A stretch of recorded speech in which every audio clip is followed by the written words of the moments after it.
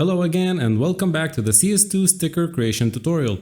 So far we have created the paper and holographic versions of the target locked sticker by preparing the albedo image, alpha mask, holo mask and color spectrum files. In this video we will create the lenticular version of the same sticker. However, if you skip the first two videos of the tutorial because you can't wait to learn how the lenticular effect works, then please hold your horses and go back to part 2 where I talk about the holo stickers. So what are lenticular stickers? Lenticular stickers are actually holo stickers. There is no distinct type of stickers called lenticular. They are simply holo stickers. That's why you should watch the second part of this tutorial if you haven't done so already. However, what's special about lenticular stickers is that the holo mask and color spectrum are made in such a way that will make the holographic areas seem animated. The effect is so cool. When it was first discovered by Okiyush with this sticker, Valve decided to dedicate a category for lenticular stickers in their sticker capsules. Since we're still dealing with a holo sticker, we will again need an albedo image, a wear mask, a holo mask and a color spectrum. As I already mentioned, the trick for lenticular stickers lie within a correct combination of the holo mask and the color spectrum.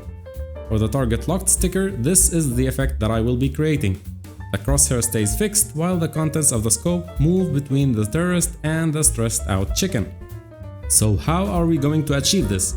Let's start by taking a look at the color spectrum. This is the spectrum that we created last video. These two sets of colors replace the albedo colors in the places where we colored the red channel of the holo mask with white. So, if the colors of the spectrum replace the white areas of the holo mask, then for lenticular stickers, I can simply put an image in the color spectrum so that it replaces the albedo colors. So now, this is how my color spectrum looks like. Now, of course, this is not enough. We also need to create a new holo mask that will use the color spectrum to give the effect we're looking for. As a starting point, I've copied the Krita session of the holo mask and will turn it into the lenticular mask. I can remove the old red, green and blue layers and create a new layer for the red channel, and will enable only the red channel in the properties of the layer. Let's take a look at the sticker. For the lenticular version, everything besides the crosshair has the lenticular effect. So that means the crosshair gets colored with black and everything inside it gets colored with white. I'll start with coloring the layer black. Now I'll color the crosshair black, and for that I'll show you how you can do it differently than how we worked so far. I'll duplicate the crosshair layer and drag it on top of the red layer. Now to color it black, I'll go to Filter, Adjust, and choose Color Adjustment Curves. And now I'll pull this pointer all the way down and click OK. Now if you're wondering why I colored it this way, I have two reasons for you. First, this way I don't have to select the crosshair with the selection tools, which sometimes can be tricky and may select a bit more or a bit less than it should. Second reason is to take the opportunity of teaching you tricks that you may not be familiar with, and not just how to make stickers. In any case, I usually use the color curves if I want to color stuff black or white, or when I just want to make something darker or brighter. Anyway, let's continue with the red layer.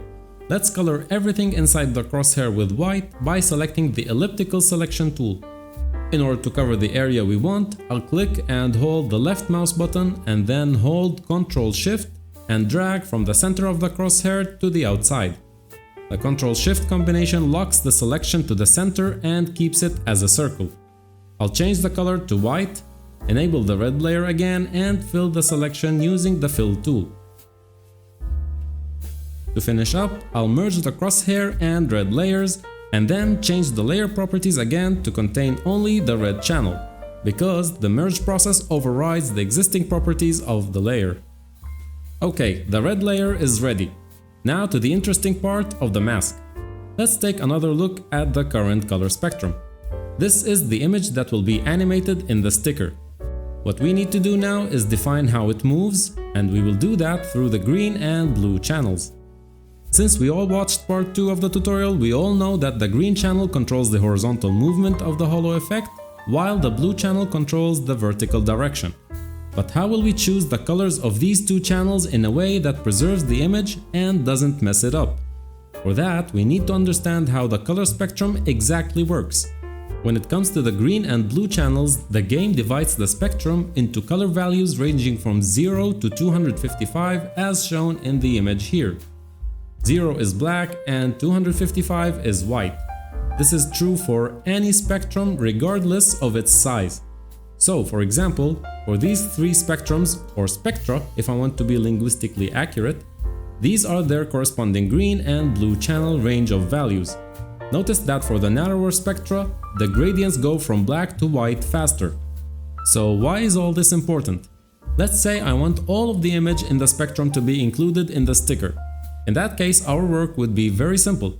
All we need to do is fill the green channel with a horizontal linear gradient from black to white, and fill the blue channel vertically with the same gradient. If I export the mask like this and upload it to the workshop editor, this is how the sticker would look. Now this is perfectly fine and I have no problem submitting the sticker like that. But for the purpose of this video, I want to zoom in on the image a little bit, which means I'll have to show only a certain area of the spectrum. This is usually the case with a more complex sticker where several parts of the sticker animate different images. So how do we zoom in? Or more generally, how do we choose a specific area in the spectrum in a way that keeps it preserved in the sticker without getting stretched or squished? My way of doing it is to create two layers representing the green and blue channels and create a horizontal black to white gradient that spans across the green layer and a similar but vertical gradient for the blue layer. With this step, we simply created a palette from which we'll choose the colors of the gradients.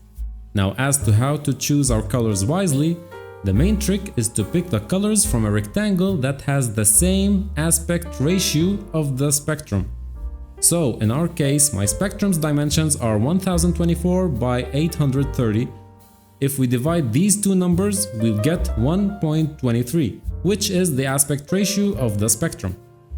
The area that I'll include in the sticker will be this area more or less.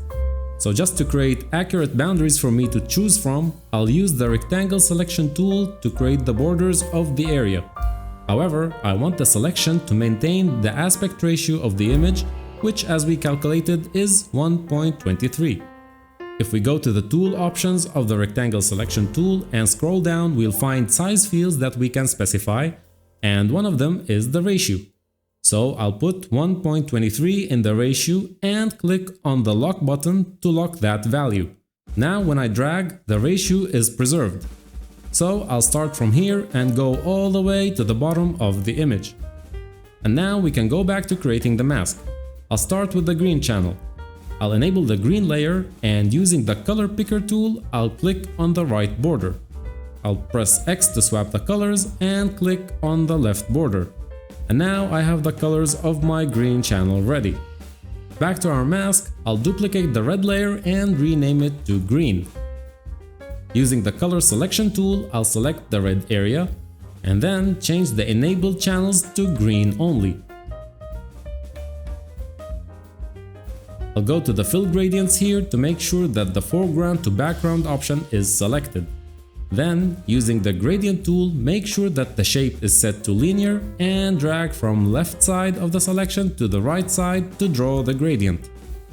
We'll do the exact same process for the blue channel, but this time we'll choose the colors of the upper and lower borders of the selection, and in the mask we'll apply the gradient vertically.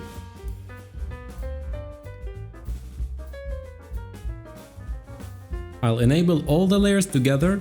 And now we have the mask ready to be exported.